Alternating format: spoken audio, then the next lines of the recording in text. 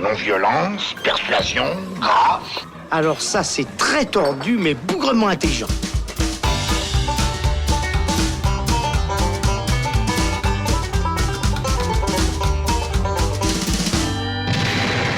Salut les cinéphiles, bonjour ou bonsoir à tous, c'est Alex. Bienvenue dans ce format spécial du Saloon qui va s'intéresser à une saga d'horreur, celle de la poupée démoniaque Chucky, ou bien Child's Play en anglais, débutée à la fin des années 80, et puis qui arrive là le 19 juin dans nos salles, puisqu'il y a un remake qui est consacré à cette poupée. D'ailleurs, pour parler d'enfants, eh bien, on enregistre en plein soleil, c'est l'été, avec des petits cris d'enfants que vous entendez dans le paysage sonore. Donc c'est, je pense, une belle thématique pour une commencer. Bonne mise en condition. Voilà, salut Thibaut Ducret. Salut Alex. C'est un plaisir de te recevoir pour que tu nous parles donc de cette saga de slasher qui est arrivée un petit peu dans les années 80, au moment où d'autres sagas et d'autres franchises se développaient énormément, Halloween, Vendredi 13, etc. Qu'est-ce que Chucky a de si particulier dans ce contexte-là ? Déjà, effectivement, le premier film Child's Play, je vais y arriver, il arrive donc en 88 et il arrive à une période un peu particulière pour le slasher qui est donc né à la fin des années 70. Enfin, la pierre angulaire, c'est le Halloween de Carpenter. Et qui a connu son âge d'or justement entre la fin des années 70 et le début des années 80, avec un nombre incalculable de franchises qui se développent, les Vendredi 13, les Freddy Krueger et autres. Et justement, à la fin des années 80, là, ça commence un peu à s'essouffler. Le genre a pondu un nombre incalculable de copies conformes et de trucs faits à la chaîne qui se sont révélés de moins en moins intéressants. Et là, même les grosses franchises à la fin des années 80 s'essoufflent un peu. On est à Vendredi 13 numéro 7. Ah oui, déjà. À Halloween 4, Freddy, je crois aussi qu'ils en sont au 4e opus. Et du coup, on commence un petit peu à se répéter et à resservir toujours un peu la même recette. Et ce qui fait la spécificité de Chucky dès le départ, c'est que c'est une franchise qui va justement réussir à réinventer les codes. Puisque, pour resituer un petit peu, c'est donc l'histoire le premier film démarre sur un tueur en série qui se retrouve pourchassé par la police, qui trouve refuge dans un magasin de jouets et, pris au piège, il décide de transférer son âme grâce à un rituel vaudou dans une poupée, puisqu'il est dans un supermarché. Et cette poupée sera bien évidemment offerte par une maman à son petit garçon de 6 ans. Et du coup, là, dès le départ, on a un truc quand même assez original, puisque le film s'inspire pas mal d'autres récits qui ont été faits avec des poupées démoniaques, notamment un épisode de la 4e dimension qui mettait ça en scène. Mais là, on a un décalage intéressant, puisque déjà, contrairement à beaucoup de slashers, on ne met pas en scène des ados libidineux qui vont se faire zigouiller les uns après les autres. Ouais. Là, le héros, c'est un petit enfant de 6 ans. Et sa poupée, elle est à peu près à sa taille, hein, c'est ça. Sa poupée est à sa taille, ouais, elle est à l'image d'un joli petit garçon roux avec une salopette toute mignonne. Et elle est habitée par le pire être humain de la Terre. Et ce gamin va prendre ça dans son lit pour dormir avec. Donc dès le départ, on a une espèce de décalage assez malaisant qui est mis en place. Ouais. Et puis donc Chucky, cette saga, enfin Child's Play, on a envie d'en parler parce qu'il y a ce remake qui arrive, qui finalement lui est le combientième long métrage de cette saga ? Alors, c'est un peu particulier, et j'y reviendrai en détail tout à l'heure, c'est le 8e long métrage, mais en fait... c'est le premier qui n'est pas une suite. C'est le premier qui n'est pas une suite, c'est un remake du premier film, et surtout, c'est une nouvelle production un petit peu pirate, puisque, pour resituer, en fait, ce qui fait aussi justement la spécificité de cette franchise, c'est que contrairement à beaucoup d'autres, on a eu la même équipe créative qui est restée sur toute la série depuis le premier film. C'est ça. En fait, à la base, Chucky, ça a été écrit par un scénariste qui s'appelle Don Mancini, qui, à l'époque où il écrit ça, est encore étudiant en cinéma. Il est tout jeune, il a à peine la vingtaine.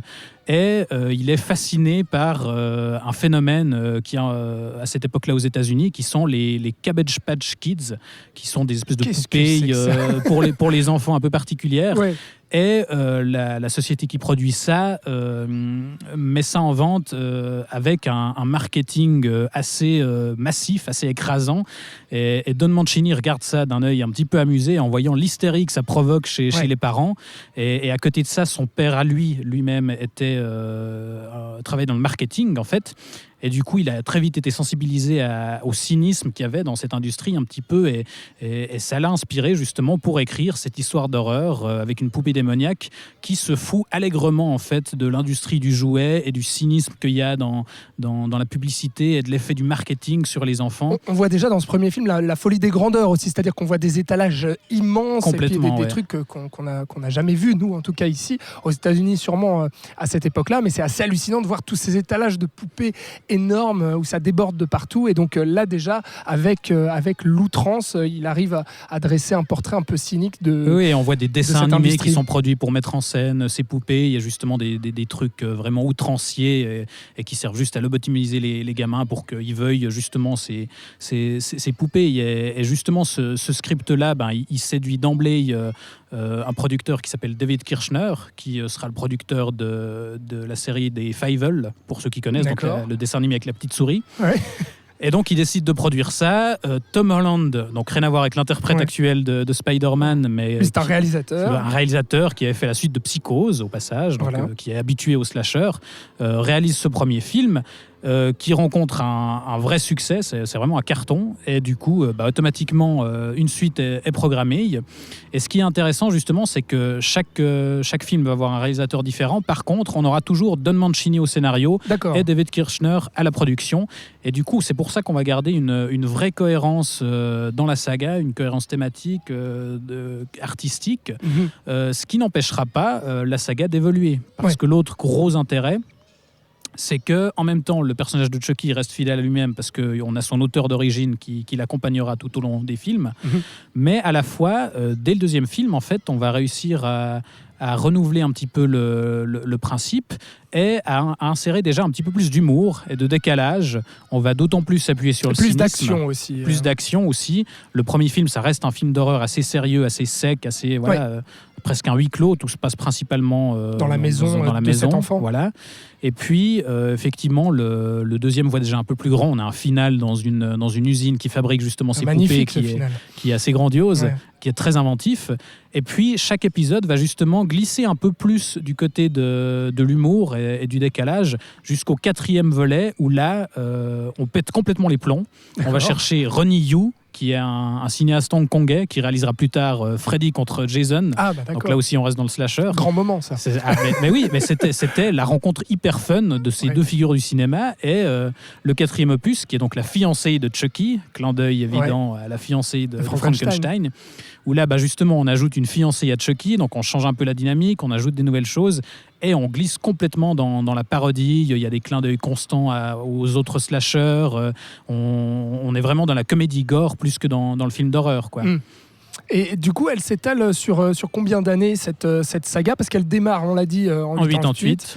Et ensuite, donc chaque réalisateur, il y aura un réalisateur différent à chacun des épisodes. Et puis ça se termine avec le 7e, c'est-à-dire que ça aura duré... le 7e est sorti il y a 2 ans, ça fait en 2017. Ouais, c'est ça. Et en fait, la particularité, c'est qu'à partir du 5e volet, c'est Don Mancini lui-même qui passe à la réalisation.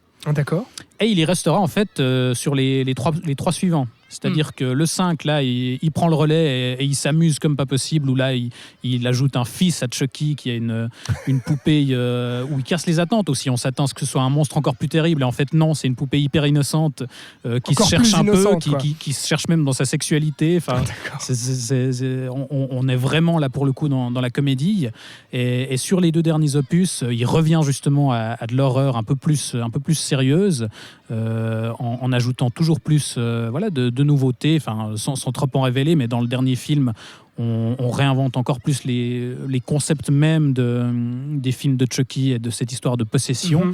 Et malheureusement, les 2 derniers films sont sortis directement en vidéo. Ah oui. Donc il y a eu des sorties un peu plus confidentielles, mais malgré tout... 2017, c'était pas au cinéma ? Non, les 2 derniers films, c'était directement en vidéo.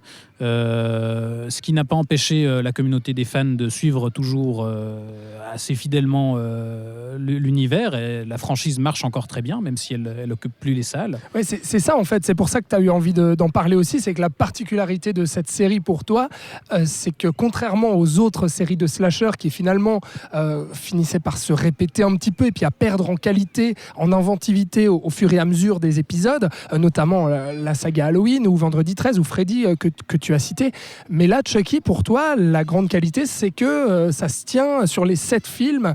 Il y a quand même une qualité qui est toujours au rendez-vous. Si elle a su, enfin pour moi, c'est vraiment ça qui est très, très intéressant, je trouve, dans cette franchise, c'est qu'elle a su traverser les âges et tenir encore aujourd'hui, malgré le fait qu'elle soit plus projetée au cinéma, enfin jusqu'à ce remake dont on va parler. Mais elle a su se maintenir en se renouvelant justement, Ouais. en glissant du côté de la parodie au moment où on approche de l'époque des Scream et des slashers qui sont un peu plus conscients d'eux-mêmes et qui font plus de clin d'œil aux spectateurs, mais sans que ce soit du suivisme un peu c'est pas de l'opportunisme, disons qu'ils ont su suivre la mouvance de façon intelligente et réinventer ce qu'ils avaient mis en place jusqu'à justement ce remake dont on va évidemment parler puisqu'on est là pour ça. Ouais, exactement. Remake qui finalement, est-ce qu'on peut le dire, qui est une belle surprise parce qu'on n'en attendait pas grand-chose. On n'en attendait pas grand-chose et moi, pour être tout à fait honnête, je voyais même ça d'un œil, en tant que fan de la franchise de base, je voyais ça d'un mauvais œil parce qu'en fait, comme je l'ai dit, c'est un film un peu pirate, c'est-à-dire que le remake qui sort actuellement en salle n'a rien à voir avec Don Mancini toute l'équipe créative d'origine, puisque en fait, le premier film de Child's Play, donc en 1988, a été produit chez la MGM. Et à partir du deuxième film, en fait, les Don Mancini et ses comparses sont passés chez Universal. D'accord. Donc là, la franchise appartient maintenant à Universal, mais les droits du tout premier film appartiennent encore à la MGM. Et du coup, on se retrouve un peu dans le même cas de figure qu'on avait eu avec les James Bond, puisqu'on avait eu le film Jamais plus jamais, qui avait été refait avec Sean Connery, une nouvelle adaptation du roman Opération Tonnerre, parce que justement les droits de ce roman appartenaient à une autre société et du coup ce film-là n'avait rien à voir avec la saga James Bond officielle. Et là on se retrouve dans le même cas de figure, c'est-à-dire que Don Mancini a encore d'autres projets. Là la suite de Chucky, il fera ça sous forme de série télé et il prévoit encore d'autres films pour les années à venir. Mais de son côté, la MGM s'est dit ça fait un moment que Chucky n'est plus apparu au cinéma puisque les 2 derniers volets c'était en vidéo, exactement. Donc pourquoi pas faire un remake du film. On pouvait avoir peur parce qu'on pouvait se dire à l'heure actuelle où justement les remakes pleuvent, où on n'invente plus grand chose à Hollywood et où on s'amuse à reprendre des sagas, enfin à rebooter en fait des sagas à succès, et notamment dans le genre horrifique aussi, où on a vu avec Halloween aussi récemment ce remake déguisé ensuite. Enfin, il y a plein de choses comme ça. On va ressusciter des vieux trucs, mais plus pour... et souvent pour des années 80. C'est aussi. Ça, plus dans pour la nostalgie. l'appât marketing que parce qu'on a vraiment une idée pour ressusciter tout ça. Et là, le truc, justement, était d'autant plus compliqué qu'il y avait un autre Chucky, enfin le Chucky d'origine vit toujours, et il y a ce concurrent en parallèle. Et du coup, Mancini et Kirchner ont désavoué complètement ce remake et ne veulent pas en entendre parler. Et du coup, c'est vrai que c'était un peu difficile d'aller le voir sans avoir un peu de crainte. Mais au final, comme tu l'as dit, ça reste une assez bonne surprise. Et alors, ils ont mis qui à la barre, finalement, à la réalisation déjà, à la production, on a les 2 producteurs dont j'ai plus le nom, mais qui étaient sur le film Ça, donc l'adaptation de Stephen King, les nouvelles versions. Et pour le réaliser, on est allé chercher un Norvégien qui s'appelle Lars Klevberg et qui n'a réalisé qu'un seul long métrage jusqu'à maintenant, qui était l'adaptation de son court métrage Polaroid, mais qui n'est même pas encore sorti en salle, sauf erreur. D'accord. Il traîne un peu dans les bacs. Donc là aussi, il y avait du coup, on ne savait pas trop à quoi s'attendre. Mais finalement, cet homme-là, il a des choses à proposer. Oui, il a des choses à proposer et toute l'équipe derrière a des choses à proposer puisque, contrairement à beaucoup de remakes de films d'horreur qu'on a pu voir ces dernières années qui n'ont eu aucune suite parce que c'était juste des trucs opportunistes, là, on arrive quand même à proposer de la nouveauté. On change d'angle déjà puisqu'on oublie complètement l'idée d'un tueur en série qui possède une poupée. Là, en fait, le Chucky de base, c'est simplement une ligne de poupées high-tech qui est produite et qui sont des poupées connectées. C'est un peu comme un espèce de Moogle à visage humain, si on veut, qui peut donc se connecter à la télévision, à tous les appareils Wi-Fi de la maison. Et il va commencer à tuer tout le monde. Pourquoi ? Simplement parce que c'est une poupée détraquée. Défectueuse, Ça commence en fait dans une usine où un pauvre ouvrier vietnamien est complètement brimé et décide de désactiver tous les inhibiteurs en fait, de la personnalité de cette poupée. Et du coup, forcément, il va devenir ami donc, avec un jeune garçon qui est là un peu plus âgé aussi. On adapte à à l'ère actuelle. Et il y a une relation un peu particulière qui va se nouer entre ce gamin et la poupée. Et du coup, avec cette technologie détraquée, et ben, la poupée va vouloir aider ce petit gamin, mais de façon un petit peu tordue, quoi. Ouais, c'est ça, c'est que le gamin va avoir forcément des problèmes de préadolescent. Hein. Il vit avec sa maman qu'on devine divorcée, puisqu'elle voit un homme. Cet homme-là ne plaît pas trop au jeune Andy, justement.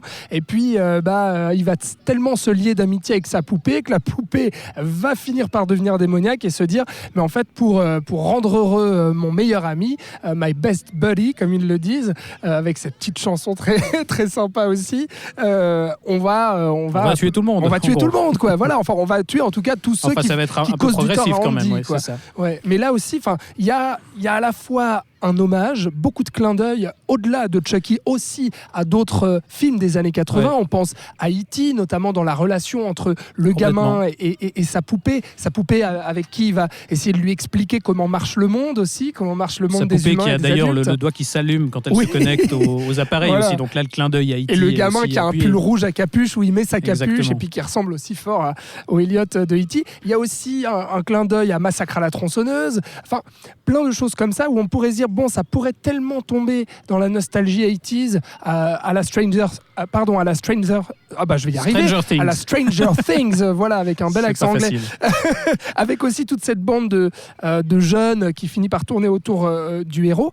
Mais au-delà de ça, le film a de vraies propositions à livrer, et notamment dans l'utilisation contemporaine de ces nouvelles technologies et la menace potentielle qu'elles pourraient représenter. C'est ça, parce qu'autant on perd un des intérêts de la franchise, je trouve, c'était justement la personnalité de Chucky, le serial killer. C'est ça, qui était doublé par Brad Dourif à l'époque.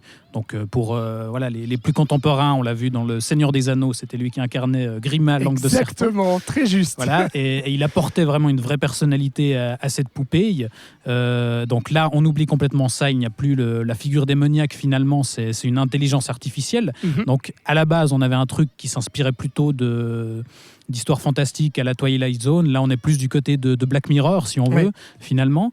Mais du coup, ça leur permet aussi d'explorer des nouvelles choses, et notamment des idées que Mancini avait eues à l'époque, puisque dans ses premiers scripts, en fait, il avait dans l'idée de jouer sur vraiment la relation qu'entretenait Andy avec sa poupée, et du fait que finalement les meurtres que commettait la poupée, c'était un peu des désirs secrets d'Andy. Et là, on explore cette idée-là, puisque la poupée assassine non pas pour se venger de ses anciens comparses comme avant ou autre, mais pour venger Andy. C'est ça, pour venger Andy, parce qu'il l'aime, parce que c'est son ami. Ouais. Et ça, franchement, c'est très réussi.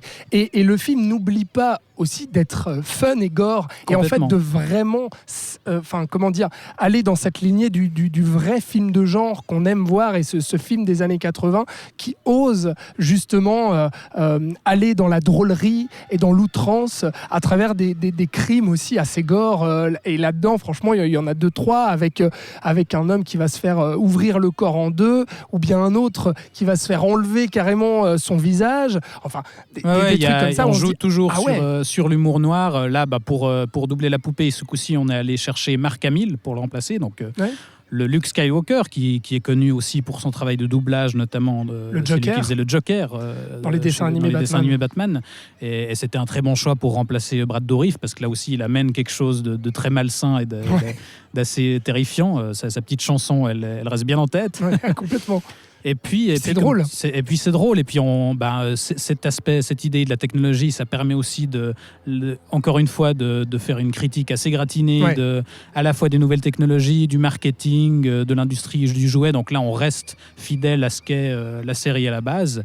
Et au-delà de ça, on propose effectivement un slasher assez fun qui recule pas devant les effets gore, et qui propose des belles idées, notamment dans le final, même si s'ils auraient pu aller plus loin, ils s'arrêtent un peu en cours de route, je trouve, mais on commence justement à utiliser les différentes possibilités du Wi-Fi, finalement, sans trop en révéler.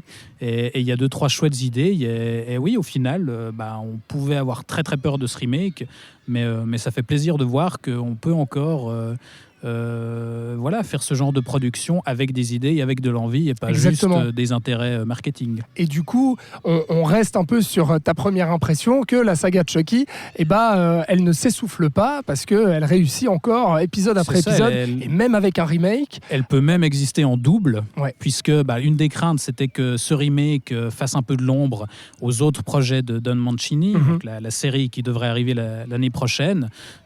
Ça, ma foi, il tient qu'aux gens de viser bien. Je pense que l'un n'empêche pas forcément l'autre. La sortie de Jamais plus jamais n'a pas arrêté la saga officielle de James Bond, de ce qu'on en sait. Donc là, a priori, il n'y a Pour pas le de moment. raison que ce soit le cas. Merci beaucoup Thibaut Ducrève d'être revenu sur cette saga horrifique qui est chère à ton cœur, celle de Chucky, la Avec poupée plaisir. démoniaque, Child's Play donc en anglais, et c'est le titre donné à ce remake qui sort dans nos salles donc le 19 juin. Vous pourrez aller en profiter. On vous conseille déjà d'aller voir ce remake, et puis avant ça peut-être faites-vous la saga Chucky quoi. C'est ça, oui. Alors, c'est indispensable. Faites-vous tous les Chucky, même si vous en avez marre de tous ces slashers qui ne font qu'empiler les victimes et qui n'ont que des effets gore à proposer. Là, c'était vraiment autre chose. Pour moi, c'est vraiment une série à part, et je vous recommande de tous vous les faire avant de regarder la série qui sort l'année prochaine, évidemment. Voilà pour ce format spécial du Saloon sur la saga horrifique Chucky ou Child's Play. Dites-nous ce que vous en avez pensé déjà de la saga et puis de cet épisode spécial dans nos commentaires sur nos différents réseaux sociaux. Et puis bien entendu, on vous souhaite un bon film, un bon rattrapage de saga aussi. Et on vous dit au prochain épisode pour un prochain film dans le Saloon. À très bientôt. Ciao!